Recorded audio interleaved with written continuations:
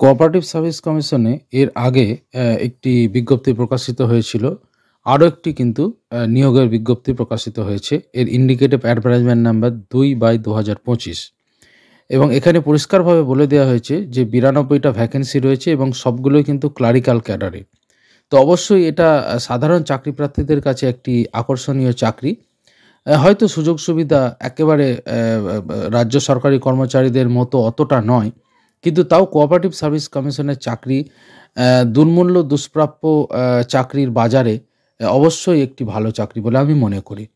এখানে দেখুন বলেই দিয়েছে যে কম্পিউটার বেসড টেস্ট হবে। বিজ্ঞপ্তিটা একটু আমরা পড়ে নিচ্ছি। Online applications are hereby invited from the Indian citizens to be submitted through the website webcsc.org on and from ৩১/১/২০২৫ থেকে ১ মার্চ ২০২৫ পর্যন্ত আবেদন করা যাবে।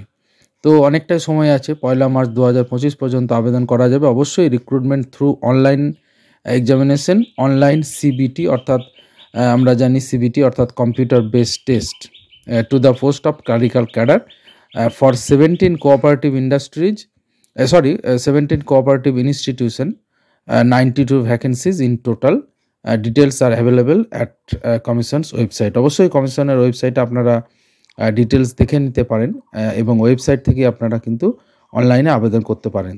তো অবশ্যই চাকরির বাজারে এটা চাকরির খরার বাজারে অবশ্যই এটা একটা ভালো খবর যে কোঅপারেটিভ সার্ভিস কমিশনে কিন্তু ক্লারিক্যাল ক্যাডারে ৯২টি পোস্টে নিয়োগ হতে চলেছে।